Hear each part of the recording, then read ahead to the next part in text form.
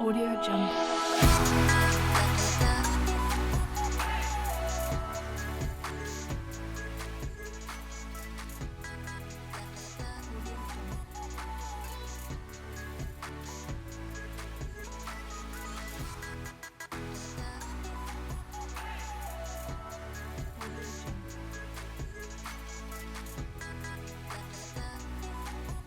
Alors, bonjour tout le monde, bonjour partout où vous nous suivez, bonjour, c'est un plaisir de me retrouver encore devant vous. Je m'appelle Esther Anita Lukama, votre host de la plateforme Si c'était à refaire. Je viens encore devant vous présenter une belle histoire, je vous avais promis. Avec nous, il y a toujours de belles histoires. On parle de beaux histoires, de bels parcours. En tout cas, je vous invite, je vais te demander une chose. Prends ton verre, relax. Sois à l'aise là où tu es. Ce soir, on va passer vraiment des bons moments. Ça sera très intéressant. Je vais te demander quelque chose. Tu veux vraiment participer dans notre émission, n'hésite pas. Écris-nous, appelle-nous. Tu as vraiment besoin de partager ton histoire avec notre public. N'hésite pas de nous écrire, de nous faire un email, de nous appeler. On sera vraiment à votre disposition. Notre équipe de Si c'était à refaire va descendre chez vous. On va vous contacter et ça sera un plaisir pour nous de partager une histoire, un parcours avec notre public. Alors ce soir, j'ai un invité encore spécial. Oui, je dis spécial parce qu'elle a une histoire spéciale. Et cette histoire, c'est une histoire vraiment bouleversante. Une histoire qui va vraiment, ça va pas seulement te donner des larmes, mais ça va te donner le courage d'avancer dans la vie. Vous savez, la vie est faite de hauts et de bas. Des fois, il y a des choses qui nous challengent. Dans ce challenge-là, on découvre qui nous sommes réellement. Je regardais une histoire, je me suis rendu compte que dans la vie, il n'y a pas seulement des belles histoires.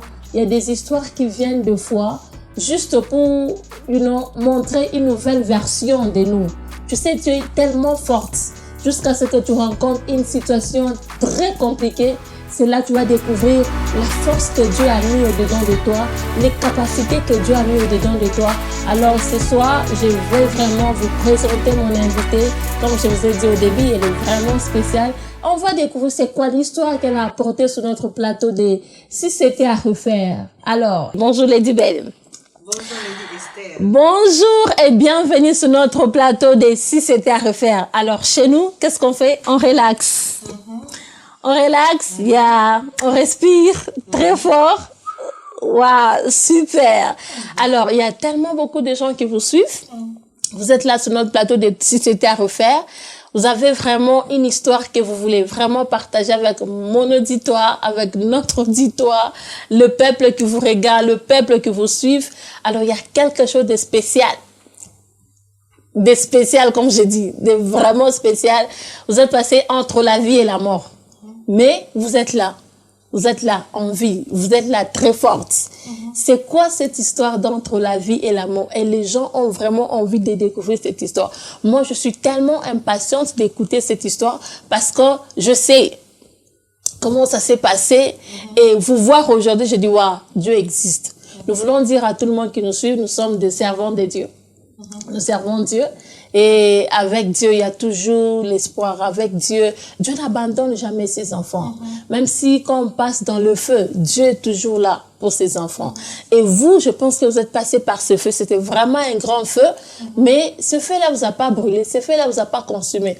Et là, vous êtes là. Est-ce que vous vous présentez, vous nous parlez de cette histoire?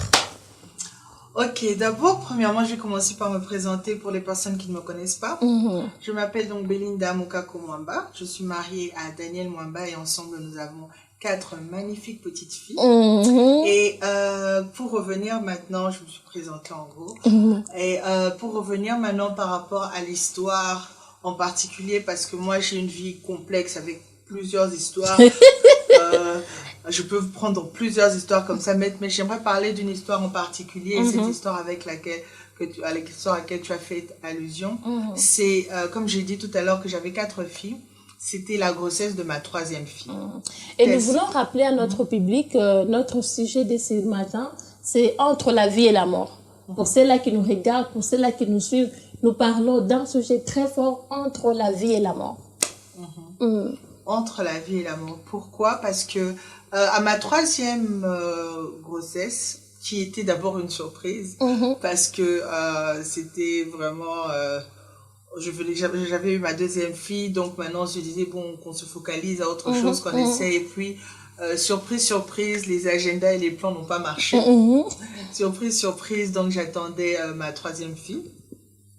Et j'évoluais comme ça dans ma grossesse. Ce que je dois noter d'abord, c'est que ma première grossesse, j'avais commencé à faire de la tension, mais au dernier trimestre. Et au dernier mois du dernier trimestre.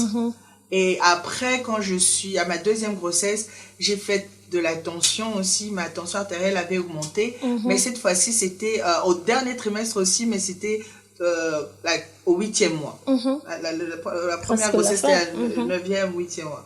Donc, j'avais des tendances on dirait, à plus, tu tombes enceinte, tu as la tension, mais ça descendait un peu plus. Donc là, comme on s'était décidé, là, on est en pause et tout. Mais bon, on aura peut-être un troisième enfant, mais peut-être plus tard. Et surprise, donc comme je disais... Elle est là. Elle était là. On bénit le Seigneur, on évolue.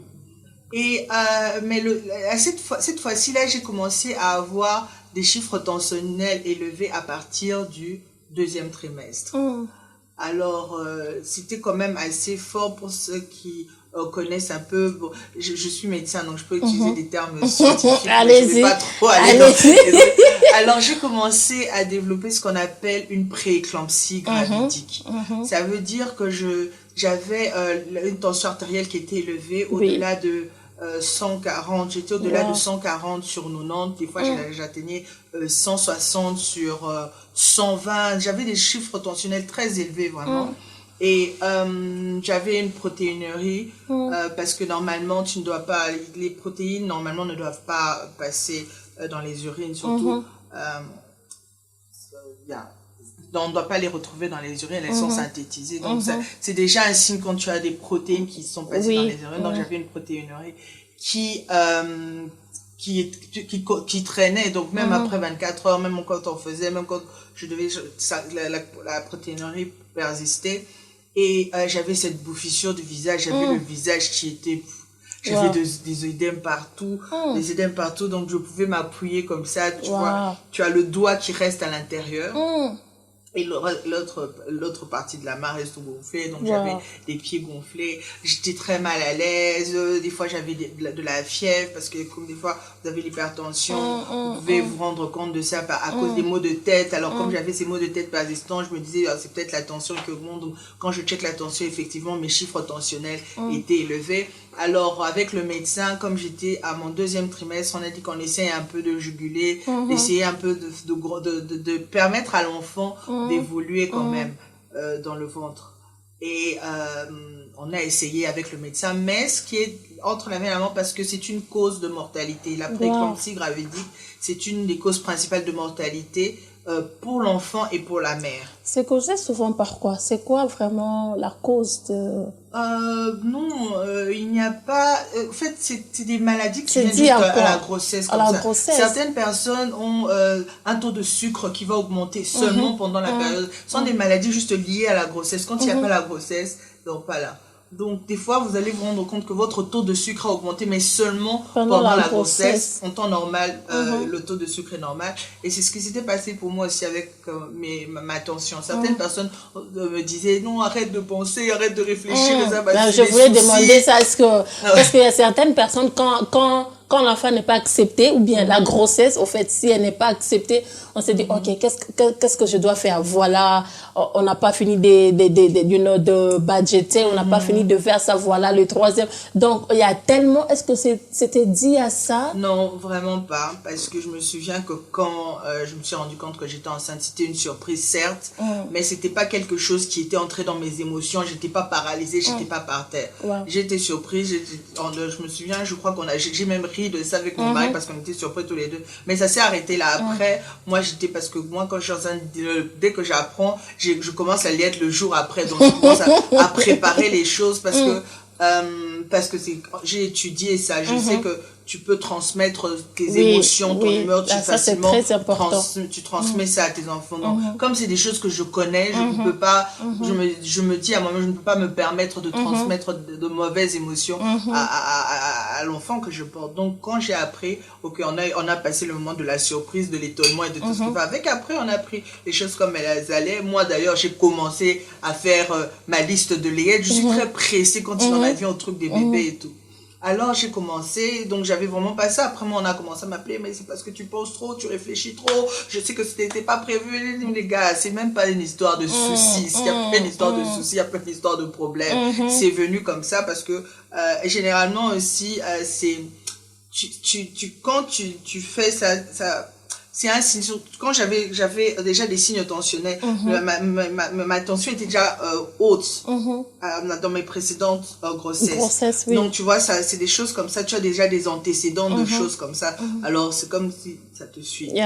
Alors donc finalement on me disait oui, arrête de penser, arrête de je ne pense même pas. C'est même je suis contente, cet enfant je l'attends.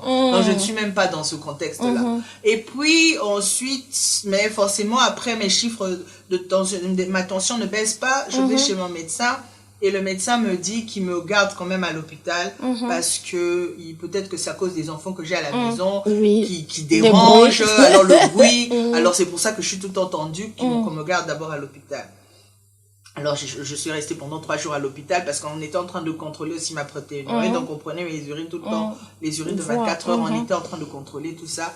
On me garde à l'hôpital. Maintenant, je ne sais pas, hein, vous savez, on m'a gardé pendant 3 jours. Vous savez le sentiment que vous avez quand vous devez sortir de l'hôpital. Quand on entre à l'hôpital, on baille toujours à l'hôpital.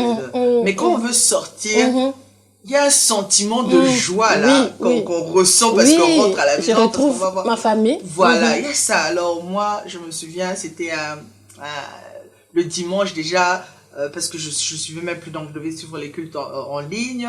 Donc j'étais là, j'écoutais déjà mes gospels parce que on m'avait interné un vendredi. J'étais là samedi, dimanche, je devais sortir lundi. Alors, le dimanche, j'étais là en train de, les infirmières sont passées, m'ont trouvé dans une atmosphère spirituelle. Donc, j'étais au ciel, j'écoutais mes choses. J'avais mon laptop, j'étais vraiment, hein. Et puis, je voulais absolument être détendue à 100% parce que je voulais rentrer à la maison. Donc, le lendemain, le lundi, je me souviens vraiment, c'était le lundi 31 août.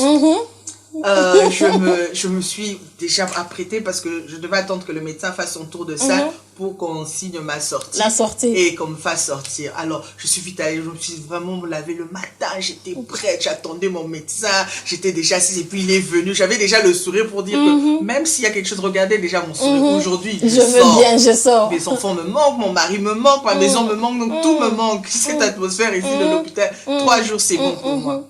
Alors là, j'étais à 29 semaines. Wow. Et donc je finissais ma 28e semaine, j'entrais dans ma 29e semaine. Et j'étais là, j'étais vraiment avec le sourire, je regardais le médecin, j'attendais qu'il me dise, bon voilà, on a tout contrôlé, vous sortez. Je souriais même. Je le regardais, j'attendais. Et puis il m'a dit, non, dans 1 heure, tu passes en salle d'op, on va te sortir l'enfant parce que sinon, soit l'enfant va mourir ou soit ce sera toi, mais quelque chose de mal va se passer si cet enfant reste dans ton ventre. Non, là c'est grave. Il vous sort comme ça. Autour de salle, parce que dès que les infirmières, quand ils entrent, pour les gens qui savent, dès que le médecin entre dans la chambre, on lui tend le rapport, dossier, il relit, et puis parce qu'il me suivait déjà la veille, le jour avant, alors dès qu'il est entré, il a juste vu les chiffres, je crois qu'il a vu que ma protéinurie, le taux de protéine n'avait pas changé, j'avais toujours 3 croix, je crois, et que ma tension, parce qu'on me donnait des médicaments pour ça, on essayait de contrôler ça, mais elle était toujours très haute. Alors il est entré et je me souviens même, ça c'est en passant, à chaque fois que les infirmières venaient, parce que je voulais absolument sortir, je demandais qu'elles attendent d'abord, je respirais, je me détendais à fond pour quand elles vont me prendre le chiffre, qu'il soit vraiment bas, donc j'essayais vraiment de... Et il entre, il me dit, moi je souris déjà parce que je sais que ma valise est déjà prête, je sais que je suis en train de sortir, et bon, je suis pressée de faire la lettre, mais bon, c'est pas comme si ma lettre était prête aussi. C'est ça. Alors il me dit juste, ok, tu passes en salle d'op tout à l'heure, donc tu n'as qu'1 heure, on doit retirer l'enfant, et puis les médecins, on doit évacuer l'enfant de votre corps parce que sinon, l'enfant va mourir ou vous pouvez mourir, les chiffres ne sont pas bons. Lady Belle, étant médecin, parce que vous êtes médecin de profession, est-ce que la manière dont on a vraiment, I can say, breaking the news, comment vous avez pris ça? Parce que c'est la 30e semaine, ça vient juste à peine de commencer. 29e semaine, Akani m'a dit, waouh, on voit cette photo, voilà, c'est ça l'image de le bébé qu'on a fait sortir de 29e semaine. C'était comment cette nouvelle? Quand on vous a dit ça? Qu'est-ce qui s'est passé dans votre esprit sur le champ? On appelle le mari, on accepte, on dit non, parce que, vous savez, avec le chrétien, on a tendance à dire non, Dieu va me garder. Dieu m'a dit, je sais, je vais prier. C'était comment? Sur le champ, moi, j'ai fait mes premiers accouchements par voie basse. Donc, cet accouchement, je m'attendais aussi à aller jusqu'à la fin et accoucher par voie basse. Donc, c'était déjà comme ça dans mon esprit. Alors là, on me dit, premièrement, je m'attends à sortir, on me dit, tu vas en salle d'op. Déjà, c'est... Oh. Et puis, après, on me dit, tu vas en salle d'op, on te fait une césarienne dans 1 heure parce qu'on doit évacuer l'enfant et tout ce qui va avec. À partir de ce moment-là, je n'ai plus entendu le médecin. J'entendais seulement j'entendais des sons et des échos dans mon esprit. J'étais là, je cherchais mon téléphone seulement comme ça parce que la seule chose que je voulais faire, c'était d'appeler mon mari. Je n'entendais plus ce que le médecin disait. Il a continué de parler parce qu'il faut des autorisations, il faut signer parce que césarienne, avec ce que ça peut entraîner, il fallait signer. Alors, il parlait, moi, j'étais comme ce qu'on voit dans les films ou dans les dessins animés. Hein. Vous voyez, quand quelqu'un parle, vous voyez plus la personne comme ça, voir seulement des images et des sons. J'étais plus là. Je te cherchais juste mon téléphone, je n'entendais plus tout ce que, j'ai juste entendu, dans 1 heure, on t'emmène en salle d'op parce qu'on doit t'évacuer parce que tu es entre la vie et la mort, toi et ton enfant. Alors, je n'entendais plus rien. Alors, ce que j'ai fait, je cherchais juste mon téléphone. J'ai pris mon téléphone. Et puis, il a demandé aux infirmières. Et puis, il me dit, ça va aller, ça va aller. Il demande aux infirmières de commencer à me préparer. Les infirmières, moi, je suis dans mon choc. Parce que dans mon esprit, je sortais de l'hôpital. Je suis enceinte de 29 semaines. Donc, j'ai un bébé qui n'est pas encore mature, qui n'est pas prêt à sortir. Et alors, je prends mon téléphone, je dis juste à mon mari, écoute, viens parce que dans 1 heure, on va me faire passer en salle d'op. Lui aussi me dit, quoi? Je ne sais même pas quoi t'expliquer en ce moment, je suis encore dans le choc. Viens juste à l'hôpital tout de suite. Lui aussi, il allait au travail. Wow. Alors, quand je l'ai appelé, il était devant la porte de la société où il travaille. Il a fait seulement demi-tour devant la porte, demi-tour, il est venu à l'hôpital. Alors, quand il est venu, il a vu qu'on m'a prêté déjà un truc. Et lui, on a commencé juste, parce qu'on a commencé à me dire, non, il faut signer, je ne suis vraiment, là, vraiment, on me parlait en anglais. L'anglais, là, même le petit anglais que j'avais à l'époque, là, il était parti. Ces gens étaient en train de parler en langue, c'était de parler en langue, en train de dire. J'ai juste dit, écoutez, mon mari arrive, vous allez tout donner à mon mari parce qu'en ce moment, je ne sais pas, je ne veux même plus penser, je ne veux plus réfléchir. La seule chose que je veux faire, c'est voir mon mari entrer dans cette pièce et prier. C'est toutes les 2 choses que je voulais faire. C'était voir mon mari entrer et prier. Alors, lui aussi, il arrive. Alors, il me dit, qu'est-ce qui s'est passé? Pourquoi tu devais sortir? Je demande qu'elle t'explique parce que moi aussi, j'ai rien compris de ce que le médecin m'a dit. Je crois que je sais pourquoi ils veulent me faire ça. Mais je m'attendais à autre chose parce que des fois tu te dis que oui, je priais pour ça, tu as là, c'est ça, parce que j'ai prié, parce que c'est ce qui va se passer. Mais Dieu avait aussi son plan et il savait comment il était en train de faire ces choses aussi. Alors moi j'étais dans un monde où j'étais un peu déçue parce que ça ne correspondait pas à ce que moi j'avais prévu. C'est ça. Et j'étais un peu dans cette atmosphère là et puis bon. D'un autre côté aussi, je me disais, ok, j'aurai mon enfant dans mes bras. Donc, j'avais ce mélange de sentiments-là que je n'arrivais pas à expliquer. Alors, du coup, j'ai dit, ok, je ne veux plus penser, je ne veux plus réfléchir. J'ai demandé à mon mari de signer les papiers, de faire tout ce qu'il avait à faire. Et après, on m'a conduit en salle d'op. Mais j'avais tellement de poids dans mon esprit parce que j'insiste que j'étais vraiment dans cet état-là où je sortais. J'étais contente de voir ma famille dehors. Et de continuer avec cet enfant dans mon ventre parce que je voulais qu'il se développe totalement et qu'il sorte à terme, que l'enfant sorte à terme. Et quand j'arrive, maintenant j'avais toutes ces émotions-là qui montaient. Et là, j'ai juste dit à Dieu, écoute Seigneur, ici là mon fardeau il est lourd. C'est ton fardeau que je prends, le mien je le dépose à tes pieds. Parce que c'est trop d'émotions, trop de choses en même temps.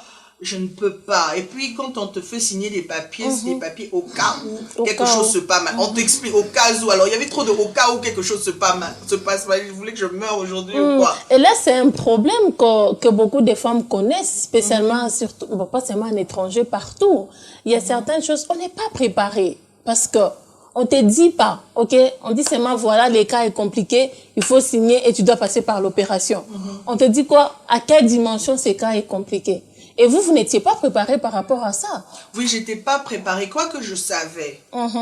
Je savais, je sais que quand tu as une prééclampsie gravidique, c'est une urgence quand même. Oui. C'est quelque chose qu'on doit traiter rapidement. Je savais toutes ces choses, mais j'avais dans mon esprit le fait que je suis en train de prier. Donc ça va passer. Donc moi, dans mon esprit, tu vois, j'étais en train de faire les choses de cette manière. Mais Dieu agit tantôt d'une manière, tantôt d'une autre. Tu vois, mais moi, j'avais mis Dieu dans cette manière-là. Donc toi, tu vas me sortir de cette prééclampsie. Tu vas me sortir de là parce que je ne veux pas de ça. Alors, mes plans étaient comme ça. Alors, quand j'ai commencé à voir que c'était devenu trop pour moi, et puis quand on venait, effectivement, là, on est venu me prendre l'attention avant de partir. Les chiffres avaient été montés. Donc, je dis, en ce moment-là, j'ai juste dit, ok, Seigneur, ici, là, mon fardeau, je ne veux pas le porter. Ça, là, j'abandonne ça à tes pieds, je t'abandonne ça, je préfère prendre ton fardeau. À partir de ce moment-là, juste qu'on m'a fait entrer dans la salle d'op, c'était la première fois, donc je ne m'y attendais. Tu vois, il y avait beaucoup de choses, je ne m'y attendais pas, je ne m'y attendais pas, je ne m'attendais pas voilà, à faire donc ça s'est suivi. Beaucoup de choses, je ne m'y attendais pas qui étaient en train de se faire. Donc, j'ai juste commencé à prier, j'ai dit, Seigneur, ici, là, je n'ai même pas de parole, je prie juste en langue. Je me suis dit, j'ai prié en langue, donc on me conduisait dans la salle d'op, je parlais en langue. On a commencé on m'a mis l'anesthésie. J'étais en train de parler en langue parce que là, c'est des péridurales. Donc, on t'incline, on te pique par le dos, on t'injecte l'anesthésie par le dos. Alors, c'était des choses que je voyais, mais que je ne pensais pas que j'allais expérimenter ça. C'est ça. Je ne pensais pas que j'allais expérimenter ces choses. Je pensais, tu vois, quand des fois tu te dis, moi je vais toujours accoucher par voie basse. Moi je tu vois, cette image de perfection. Des fois, il y a des femmes qui ont ces complexes-là. Est-ce que accoucher, je vais quand même vous poser cette question, vous êtes aussi médecin. Est-ce que accoucher par césarienne, ça fait pas de toi une femme forte? Parce qu'il y a certaines personnes, until you push, jusqu'à ce que tu pousses, voilà, c'est une femme forte.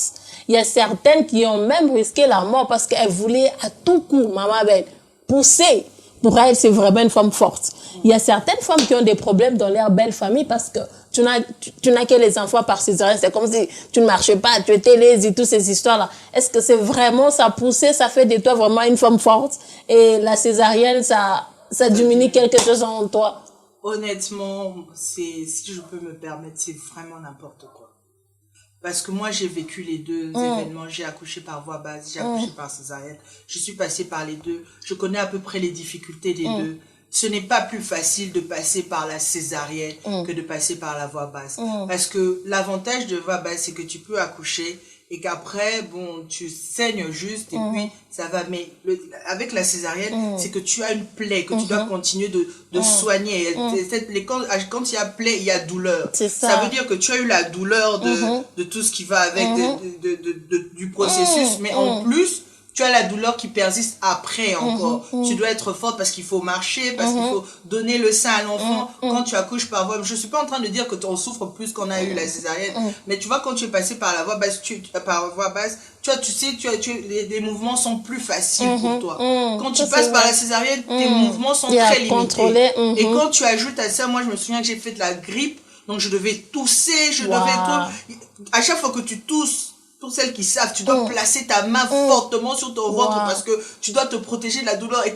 Et tousser, tu sens même psychologiquement la douleur commence d'abord par ta tête parce que tu te dis, dès que je vais tousser, j'aurai mal à la plaie. Donc tout ça, moi je pense que mettre des complexes aux gens où tu as accouché par voie basse, tu es plus forte parce que tu as poussé, tu as accouché, c'est vraiment, à mon entendement, c'est vraiment n'importe quoi. Merci à partir du moment où l'enfant est sorti, l'enfant est là et que l'enfant est en bonne santé, on glorifie le Seigneur et on passe. La méthode, c'est pas la méthode qui fait la femme. Ça c'est fort. Ce n'est pas la méthode qui fait la femme. L'enfant est là, tu as conçu l'enfant est là.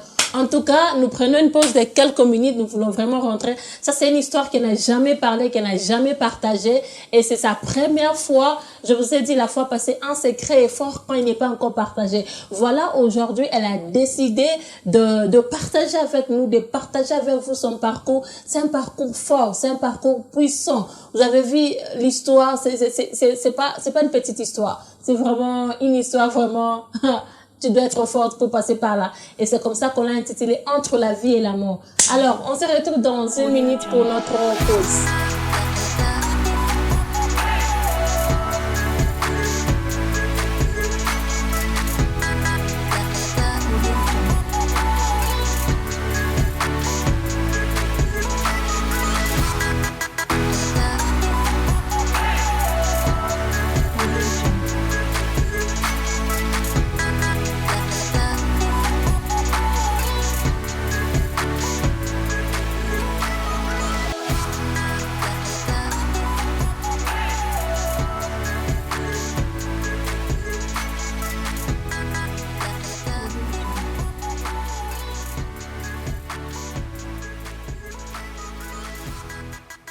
Alors, nous sommes de retour sur notre plateau de Si c'était à refaire.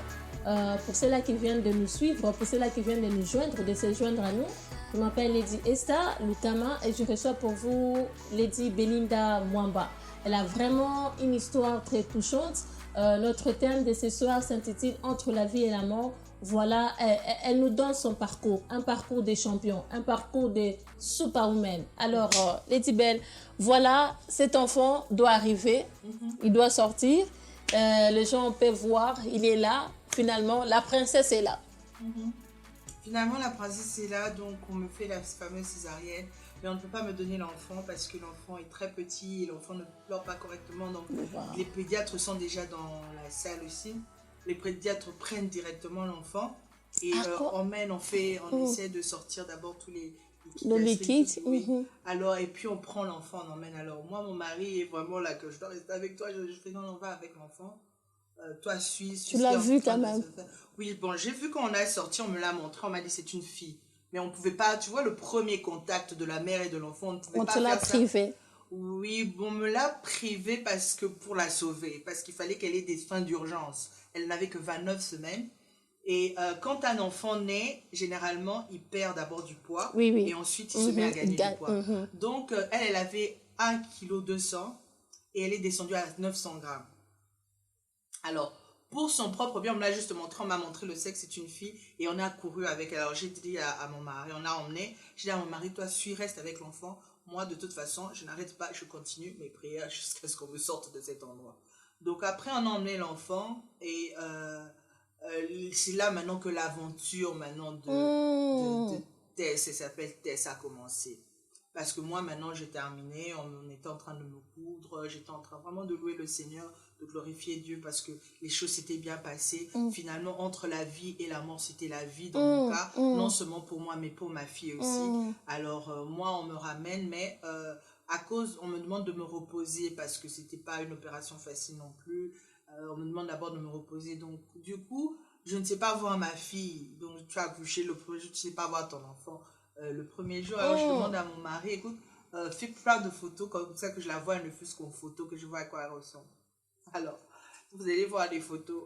C'était vraiment, là, quand tu veux voir ton enfant la première fois, tu veux de la joie, là. Forcément, quand ils naissent, ils ne sont pas tous beaux. Oui. Ils commencent à prendre des couleurs après les jours qui suivent. Mais là, c'était vraiment un enfant qui n'était pas totalement formé, quoi. Wow. Elle avait sa jambe qui avait la même taille que son pied. Donc, le pied et la jambe avaient la même taille. Le ventre était... tu voyais presque les os. Le visage était... C'était... maintenant que mon mari m'a emmené la photo, parce que c'est ton enfant, tu ne peux pas faire... Tu dis seulement, ok, merci Seigneur. Merci parce que tu l'as gardé. Merci parce que c'est un petit être de 29 semaines qui n'avait pas fini de se former, qui va continuer maintenant à se former dans la couveuse. Donc, tu ne vois pas la laideur de tout ce que... Parce que c'était pas forcément beau. Mais personnellement, parce que si j'étais la mère, j'ai vu d'abord la gloire de Dieu. J'ai dit, Seigneur, ici, je te rends gloire parce que tu es en train de faire quelque chose d'extraordinaire. Alors, je fais comme ça, tu peux pas toucher l'enfant. Après, le lendemain, on m'a permis d'aller voir quand même l'enfant, mais au loin. Donc, j'ai fait 5 jours comme ça sans la toucher. Je pouvais la voir dans la couveuse comme ça, mais je ne pouvais pas la toucher. Donc, le premier contact, là, j'étais privée du contact. Je ne pouvais pas. Elle avait plein de tuyaux partout. Wow. C'était son corps. Et puis après, finalement, je viens un matin, je vois, elle a fait de la jaunisse. Et les médecins, le pédiatre, parce que là, j'avais plus affaire au gynécologue, maintenant j'étais passée du côté du pédiatre, et on te dit, même à la couveuse, parce que là, maintenant, l'enfant est au service des urgences, on te dit que ton enfant, maintenant, va grandir. Dans les 2 mois que ton enfant n'a pas fait dans ton ventre, ton enfant va faire ça dans la couveuse pour grandir maintenant dans la couveuse. Donc, on était en train de me dire que tu vas sortir de l'hôpital parce que tu vas pas faire 2 mois à l'hôpital, mais tu vas laisser ton enfant à l'hôpital parce que le truc... Et non seulement ça, on te dit il faut prendre chaque jour comme il vient. Parce qu'aujourd'hui, il peut y avoir ça, demain, on ne peut rien te garantir. On ne peut même pas te dire que ça ira bien. Tu n'as aucune garantie ici à la couveuse. Les choses peuvent se détériorer, les choses peuvent évoluer, mais dans tous les cas, on ne te garantit rien. Ça, c'est... Ils veulent déjà mettre ce signal-là. Bon, ils se préparent eux-mêmes. Oui. Ils ne veulent pas te porter garant. Oui, et puis ils ne veulent pas te donner trop d'espoir non plus. Tu as beaucoup d'espoir, et puis après, tu reviens le lendemain matin, l'enfant n'est plus. Alors, ils te disent juste, prends chaque jour comme il vient. Si tu viens, enjoy ce jour-là. Mais ne t'attends pas à de grandes choses demain, parce que chaque jour vient avec ses choses. Et effectivement, tu vas venir à l'hôpital, tu vas voir qu'on a couvert, on a mis des lumières bleues parce que l'enfant a fait tu arrives, l'enfant avait fait de la jaunisse, l'ictère, et maintenant on est en train de traiter l'enfant, tu arrives, et je crois que c'est après 5 jours que je l'ai touchée, alors je devais la toucher ce mois petit bout là, c'était pénible, parce qu'il fallait aller tous les jours à l'hôpital. J'avais 2 autres filles qui allaient à l'école, donc je déposais les enfants à l'école. Et ensuite, je devais préparer les choses à la maison et puis m'organiser, venir passer du temps à l'hôpital. Et quand tu viens à l'hôpital, aujourd'hui, tu vois que l'enfant a fait l'ictère. Demain, tu vois que l'enfant a fait un sepsis. Le lendemain, tu vois que l'enfant a fait ceci. Alors, chaque jour, tu avais un tableau. Et puis après, non, l'enfant ne respire pas bien. On est en train de juguler maintenant sa manière de respirer. C'était des hauts et des bas et des hauts et des bas. Et puis, elle était couverte, elle avait tellement de tuyaux. Et moi, j'étais là, je disais, vous savez, c'est une petite fille, vous allez me déformer son petit nez là avec ses tuyaux. Parce que les tuyaux, on les soulevait là comme ça. Alors, non, là, toi, tu vas dire ça. Tu avais tes sentiments ici, on veut sauver ta fille. Donc, toi, et ta morale était comment? Parce que voir ta fille dans cet état vraiment, ce n'est pas fameux. Et puis, là, tu t'oublies que tu as eu une césarienne. Oh, forcément. Là, la douleur... elle est partie. La douleur est là quand tu n'es pas à l'hôpital. Mais quand tu es à l'hôpital, vraiment, ta douleur part parce que tu veux être forte pour elle aussi. Tu veux qu'elle tienne. Alors, à chaque fois, je me souviens, à chaque fois que j'allais à l'hôpital, parce que j'allais tous les jours à l'hôpital, j'ai fait 60 jours. Tous les jours en train de faire des allers-retours hôpital-maison parce qu'il fallait que je sois tous les jours avec elle. C'était pour moi aussi, je voulais ce contact-là tous les jours parce que je ne pouvais pas avoir ce contact-là comme je l'ai eu avec mes autres enfants. Alors je voulais être présente, qu'elle sache, qu'elle sente au moins que sa maman était Tu la parlais quand même chaque fois que tu parlais. Oui, alors ce que je faisais, c'est que j'avais une chanson que j'aimais beaucoup. Ça disait « Oh Lord, our Lord, how excellent is your name ». Alors à chaque fois que je la voyais, avec tous ces fils, avec tout ce qu'il y avait, je chantais cette chanson. Je disais à Dieu combien il était excellent. En fait, à chaque fois que je voyais cette douleur-là, cette peine-là que je pouvais trouver, j'avais effectivement mal, mais je louais le Seigneur. Et à chaque fois que je voyais, je me souviens, c'était ma chanson pour elle. Je chantais à chaque fois ce cantique. Et quand un jour, beau jour, on m'a permis de l'avoir dans mes bras, mais c'était, tu l'as dans tes bras avec tous les fils. Hein. C'est plein de fils, on te met, tu la portes, mais elle est attachée à plein de fils là, parce qu'il faut forcément le contact à un moment. Alors quand je l'avais dans mes bras, mais quand tu l'as dans tes bras, c'est un petit truc comme ça, hein, que tu portes là comme ça, elle n'avait pas de poids, c'était vraiment un poids mouche. Alors à chaque fois, quand je voyais tout ça, et tu voyais les chiffres, et puis quand tu viens à l'hôpital, on ne te donne pas tous les détails, surtout à la couveuse. Hein. Ah bon? On te dit juste... Mais on a droit à ça quand même, étant oui, mais ils parent. n'entrent pas dans les détails. Ils te disent juste, aujourd'hui, ça va, la respiration, ils te donnent juste la respiration. Mais comme j'étais curieuse, et comme je suis dans le domaine aussi, alors j'avais tendance à lire.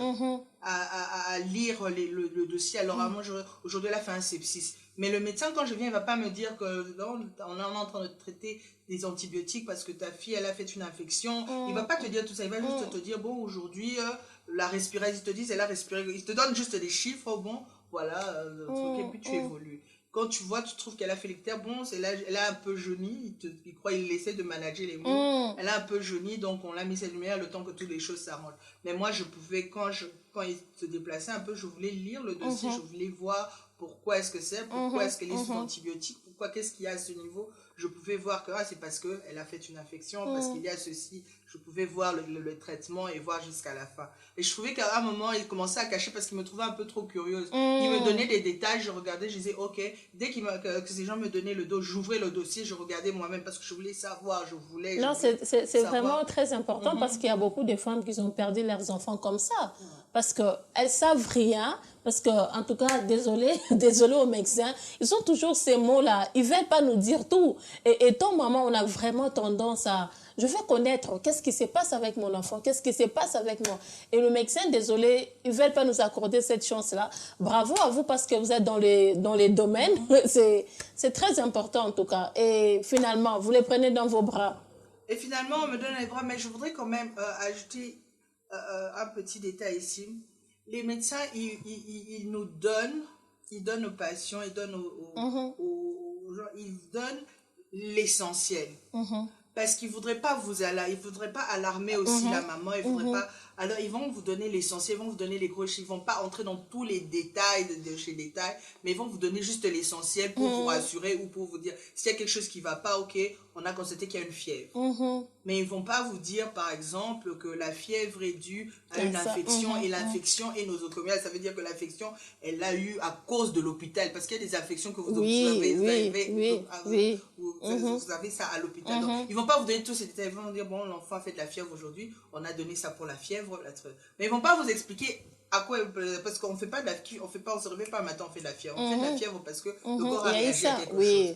Donc, ils vont vous donner seulement les gros plans juste pour vous calmer. Mais bon, comme moi j'étais du domaine, ok, je connais ce que vous êtes en train de faire. Okay. Dès qu'ils donnaient le dos, j'entrais maintenant dans le dossier, je finissais le truc. Donc après, je l'ai touchée après 5 jours. Après, on m'a permis de la prendre dans les bras parce qu'elle avait des problèmes respiratoires.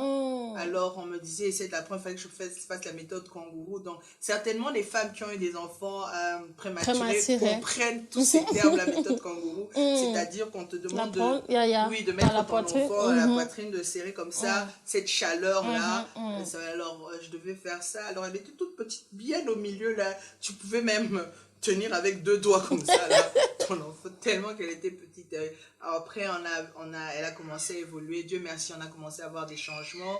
Son visage a commencé à s'ouvrir, ça veut dire que ses pieds ont commencé à devenir petits, ses jambes ont commencé à s'alléger, mais ça c'était sous nos yeux, on voyait, parce qu'on allait tous les jours, on voyait les changements tous les jours. Donc elle a commencé à se former sous nos yeux, la chair a commencé à sortir, elle a commencé à gagner du poids, elle a commencé à sucer parce qu'il fallait qu'il y ait cette tendance-là à vouloir sucer. Elle a commencé à développer des choses, mais sous nos yeux, ses yeux ont commencé à s'ouvrir, sa bouche a commencé à se développer, ses mains ont commencé à bien se développer, mais ça, on voyait ça tous les jours comme ça. Et un beau jour, on est arrivé, elle avait plus de tube. Alors là, c'était un miracle. On doit y arriver par là. C'était, je ne sais pas, Le truc, moi, c'est un truc personnellement qui m'a traumatisée, c'était l'excès de tubes et tout ce qu'il y avait. Et je demandais souvent à l'infirmière, écoutez, lâchez un peu, vous tirez trop, vous allez me dire, c'est une petite fille qui va grandir, qui devra se marier un jour. C'est le cœur des mamans qui parlait. Je faisais déjà les plans du mariage. C'est ça, la dot. Oui, alors je disais, vous êtes en train, non, il ne faut pas me la déformer avec votre tuyau là. Alors un jour, je suis arrivée, elle avait un seul tuyau, et c'était ce tuyau du nez qui m'énervait. On l'avait tout enlevé, et c'était la première fois que je voyais son nez. Je crois que la première fois que j'ai vu son nez, c'était un mois après son accouchement, parce que c'est toujours ouvert. Alors, j'étais contente. Alors, l'infirmière ne comprenait pas, mais qu'est-ce que tu fais ton plaisir, tu viens tous les jours. C'est la première fois que je voyais son visage entier comme ça. Parce que vous avez tout enlevé, il n'y a qu'un seul tuyau. Alors, je riais, alors je chantais toujours ma chanson. Mais maman, d'où puisez-vous la force? Parce que ce n'est pas facile. 60 jours, jour après jour, vous partez à l'hôpital parce qu'il y a certaines personnes qui craquent. Moi, j'en connais une. Elle est passée par le même parcours que vous, mais elle avait lâché. Hein. Elle est partie, elle a laissé l'enfant parce qu'elle n'en pouvait plus. Quelqu'un de voir l'état, elle c'était à 30 semaines, mais vous c'était 29. Elle c'était 30, l'enfant est sorti, elle n'en pouvait pas. Elle dit, au début, elle disait, je peux pas voir ma fille souffrir comme ça. Et certaines personnes, elle disaient, tiens fort pour ta fille. Mais elle a essayé, mais elle a lâché, elle est partie. Mais vous, d'où puisiez-vous cette force-là? Il y avait des enfants à la maison, le mari était là, la maison était là, la plaie était là. Mais vos émotions, dites-moi un peu, c'était comment? La force là, avant que, voilà, l'enfant doit rentrer à la maison. La chose, c'est que quand j'avais fait ma prière, que j'avais dit à Dieu, ce fardeau-là, je te le donne. Donne-moi le tien, parce que ton joug est doux et léger. Le mien, ici, je ne sais pas le porter. Dieu avait réellement pris. Des fois, on fait des prières, on se rend pas compte de l'importance, on se dit peut-être que ça va s'arrêter à un certain niveau. Mais Dieu avait vraiment pris ça jusqu'au bout. Et je pouvais sentir que mon fardeau était doux et était léger. J'avais cette force, non seulement parce qu'avec mon mari, on mettait ça en prière, mais à chaque fois que j'allais, je louais le Seigneur. Le Seigneur, il a quelque chose d'extraordinaire. Hein. C'est qu'il sait comment récompenser ses enfants. Il sait quand tu le loues, quand tu l'honores, même quand tu vois que les choses sont difficiles, que tu ne peux pas les porter, mais à ce moment-là, toi, tu choisis de le louer. Lui, il sait maintenant comment il va te donner la force. Et c'est vraiment... Dieu qui m'a donné, beaucoup de personnes m'ont posé la question, comment tu fais? Tu as 2 autres enfants à la maison. Le mari, et puis j'avais une fille qui fêtait son anniversaire, qui avait son anniversaire.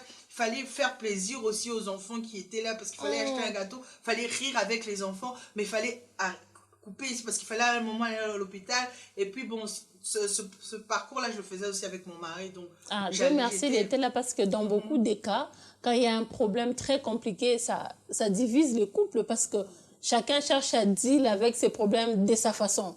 On se parle pas, chacun dans son coin, chacun cherche à être fort. C'est comme si, tu n'es pas là pour moi. Ok, c'est l'enfant qui est maintenant le focus. Mais vous, c'était quoi? Mais nous, vraiment, on était unis pendant cette épreuve, pendant cette période. Non seulement ça, mais on trouvait aussi, on puisait, donc on allait tous se ressourcer chez Dieu. Donc même s'il pouvait avoir des tensions, des pressions à un moment, on rentrait tous chez Dieu, on allait tous se ressourcer là-bas. On peut... Certaines personnes peuvent m'écouter pour dire oui, c'est facile, c'est facile. Laissez-moi vous dire que c'est vraiment pas facile d'avoir un enfant à l'hôpital dans cet état-là pendant 2 mois. Vous devez faire la navette tous les jours. Moi, pour à l'hôpital là où j'étais, c'était à Brantos. Et de là où j'étais, je devais faire au moins 20 minutes à 25 minutes de route pour arriver tous les jours à l'hôpital et faire tout ça. C'était pas facile et c'était difficile à porter. C'était beaucoup de choses. Mais quand je dis que le Seigneur, c'est un papa responsable. Quand il prend les choses en charge, il les prend et totalement. Il me donnait la force non seulement de me tenir devant ma fille et de proclamer des paroles. Parce qu'à chaque fois que j'allais à l'hôpital, je devais déclarer des paroles. Parce qu'après, tu pars, tu ne sais pas avec qui tu laisses ton enfant. C'est ça. Tous les jours, ton enfant est avec d'autres personnes. Cet enfant-là passait plus de temps avec les gens de l'hôpital qu'avec moi. Donc, tu ne sais pas avec qui tu laisses tes enfants, avec cet enfant, tu ne sais pas ce qui se passe à l'hôpital, tu ne sais pas, tu connais les états d'âme de personne là-bas. Oui, hein. Mais tu laisses un enfant qui n'a pas de force, qui est juste là. Qu'est-ce que tu fais? Où est-ce que toi, maintenant, tu vas trouver ta force si ce n'est pas en Dieu? À chaque fois que j'arrivais, je disais, Seigneur, moi je pars, mais ici, là, toi, tu restes avec cet enfant. Donc, on peut faire des choses ici dans cette couveuse. Je pouvais être là, je pouvais voir un tel enfant. Ah non, il est mort. Cet enfant est parti. Alors que ces enfants étaient peut-être beaucoup plus forts en santé. Ils avaient beaucoup plus que mon enfant. Mais moi, quand je venais là, je disais, cet enfant, je déclarais des paroles, cet enfant, je remets cet enfant entre tes mains. Moi, je pars, mais toi, tu restes avec cet enfant. Ces gens ici, je ne connais pas leur état d'âme. Je prie pour eux, je déclare des paroles, je les neutralise, peu importe d'où ils viennent. Mais tout ce que je sais, c'est que mon enfant, et c'était ma seule assurance. Je pouvais rentrer à la maison, ma seule assurance, c'est que j'avais laissé mon enfant entre les mains du Seigneur. Et c'est là qu'intervient la foi. C'est là qu'intervient la foi. Si tu as la foi que ton enfant est avec Dieu, tu es en paix et en sécurité. Maintenant, si tu commences à réfléchir, mon enfant là-bas, tu te fais des problèmes, tu te fais, je pourrais pas, ça te crée des choses. C'est vraiment en ce moment-là, avec mon mari, c'était vraiment notre épreuve aussi de la foi. De l'amour aussi. De l'amour et de la foi. Parce que là, tu dépends. Déjà que tu dépends de Dieu totalement. Mais là, c'est vraiment, tu dépends, tu vois à quel point tu dépends totalement de Dieu. Parce que maintenant, tu dois rentrer à la maison, tu dois avoir l'équilibre aussi avec les enfants que tu as laissés. Une est en train de fêter ton anniversaire, tu vas pas lui dire non, on va rien faire pour toi parce que tu as ta soeur qui est à l'hôpital, on sait même pas. Non, il faut acheter un gâteau, il faut qu'elle montre, qu'elle sente aussi que, ok, on a une situation, mais maman sait s'occuper de tout le monde. Maman et papa, ils savent prendre soin de tout le monde. Ça, il y avait très tout important. ça. Et le Seigneur était en train de faire des choses de manière extraordinaire, de comment elle était en train de manager les choses, comment on manageait et l'hôpital et la maison et avec tout le monde. Et finalement, la gloire a été rendue à Dieu. Et là, elle a 3 ans. Là, elle a 4 ans. 4 ans, oui. 3 ans. On l'appelle d'ailleurs, moi personnellement, elle s'appelle Tess, donc j'appelle Tessie Boss. Tessie Winner. Parce que pour moi, c'est une championne. C'est une championne. Oui, c'est une championne. Elle s'est battue. Elle s'est battue, elle est un peu capricieuse, des fois elle est un peu ceci, mais des fois même quand je la gronde, quand je parle avec ma mère au téléphone, elle dit maman, ta fille, si que tu rentres, elle vient de très loin. Des fois, tu grondes tes autres enfants, elle laisse là, elle vient de très loin. C'est une rescapée, c'est une survivante. Donc, quand tu la grondes là, il faut la doser. J'ai dit, mission les élèves, tous. Elle a justement, elle est rescapée, mais elle n'est plus ce qu'elle était. Donc, maintenant, c'est une enfant entière, c'est une fille entière qui est en train d'évoluer et on bénit le Seigneur pour ce qu'il fait dans sa vie. Et chaque fois que je fête un de ses anniversaires, je me rappelle de comment elle était venue au monde. Je me rappelle du combat qu'elle a eu à traverser dès son jeune âge. Et c'est ce genre d'enfants, si je peux même renchérir, c'est des enfants pour lesquels je prie pour tous mes enfants, mais des fois tu te dis, il y a eu ce combat dès ta naissance. Pourquoi? Donc tu as une destinée particulière. Alors, pour tous mes enfants, j'ai investi spirituellement parce que je sais qu'il n'y a pas eu des combats pour rien. Alors, un mot, nous chutons déjà un mot pour les personnes qui vous regardent, les femmes qui traversent des moments très compliqués, le couple même, parce qu'on ne sait pas, peut-être il y a un couple, ils ont un enfant qui est souffrant, ça peut basculer sur les fronts conjugales, toutes ces histoires-là. Un mot pour ces gens-là, un mot pour ces personnes-là qui vous suivent, un mot pour une femme aussi, elle est prête à lâcher parce que ça dépasse, peut-être c'est l'enfant qui est malade, peut-être c'est l'enfant qui est atteint du cancer, peut-être c'est, je sais pas, c'est la grossesse, les choses qui ne marchent pas. Un mot pour ces femmes-là? Je voudrais donner des mots à toutes ces femmes, à chacune des catégories, et leur dire de tenir bon et de s'accrocher à Jésus, parce que ce sera votre seule force. Vous allez vous rendre compte à un moment que vous ne pouvez même plus trouver la force auprès de votre mari, auprès des amis, auprès des personnes et des gens qui vous entourent. Mais le seul endroit où vous allez trouver votre force, c'est auprès de Dieu.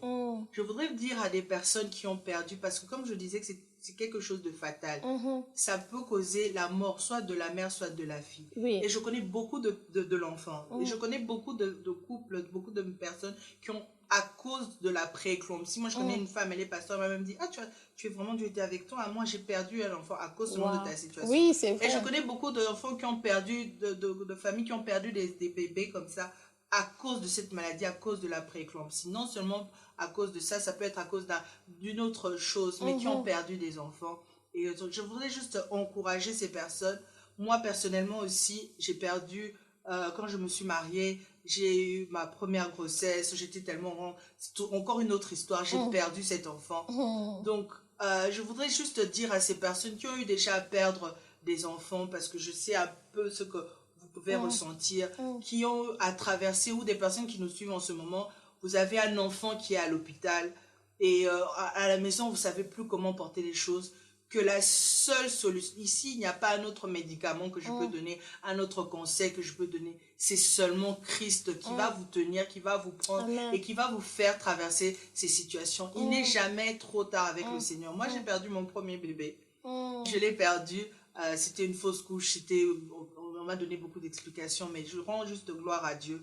Et j'ai continué à m'accrocher au Seigneur. Mais j'avais déclaré une parole avec mon mari. J'avais déclaré que ce qui s'est passé ne se répétera plus jamais. Et même quand j'ai eu Tess, des choses étaient en train de se passer, on me disait tantôt, plus tôt, on ne sait jamais. J'ai déclaré, j'avais dit à Dieu. On avait prié, on avait déclaré. et des choses comme ça, je vous mets en train. Vous pouvez prendre même une offrande. Vous allez comme une alliance, une semence que vous allez semer, que vous dites plus jamais cette situation dans notre famille, plus jamais cette situation dans mon foyer. Vous allez auprès de vos encadreurs, de vos pasteurs, de vos responsables, vous allez déposer cette offrande-là qui va commencer à crier pour vous. Moi, j'avais fait ça avec mon mari. On avait dit plus jamais nous ne perdrons d'enfants, plus jamais il n'y aura cette situation. Donc après, quand les infirmières me disaient oui, on ne sait jamais, j'avais une alliance qui était en train de crier, qui était en train de dire plus jamais. Donc quand je voyais cet enfant, je louais le Seigneur parce qu'il y avait un plus jamais que j'avais déclaré des années avant, qui était en train de crier. Alors je suis en train de dire à des personnes, c'est peut-être un conseil que je vous donne, faites une alliance de plus jamais. Je n'avais même pas prévu de dire de faire des alliances, mais faites une alliance de plus jamais avec votre situation, la situation que vous êtes en train de traverser. Que plus jamais cela n'arrive dans votre mariage. Que plus jamais cela n'arrive avec vos enfants. Que plus jamais cela ne se passe avec vos grossesses. Que faites juste une alliance de plus jamais avec le Seigneur. Et vous verrez que quand les choses maintenant vont se passer, quand le diable voudra venir s'insérer, forcer les choses, vouloir détruire les choses, votre alliance du plus jamais va crier. Et vous allez juste rappeler à Dieu, Seigneur, souviens-toi de mon alliance de plus jamais avec toi. Ah, ça c'est très fort. J'ai vraiment reçu une servante de Dieu, un pasteur. Est-ce que vous l'avez vraiment senti? Elle vous donne un conseil de faire une alliance de plus jamais. Il y a certaines choses qui arrivent. Des fois, le diable a l'accès dans notre vie si on n'a pas encore déclaré des choses. Elle a déclaré et voilà, même si cet enfant voulait partir, mais au 29e semaine, elle a stoppé cet enfant-là. Et aujourd'hui, c'est une grande fille. Elle est très intelligente, vous la voyez, elle est vraiment super en action, elle est là, elle travaille. C'est vrai, la fille à papa, elle aime bien son papa, c'est vraiment celle qui contrôle l'atmosphère de la maison. Alors, nous sommes arrivés à la fin de notre émission. Nous vous disons infiniment merci, merci, merci d'être là pour nous. Une chose que je vous demandais, likez la page, subscribe à la page aussi. À la prochaine, vous avez des histoires que vous voulez partager avec notre public. N'hésitez pas de nous contacter, écrivez-nous, faites-nous des emails et notre équipe sera là pour vous. Merci, merci. Bye, ciao, ciao.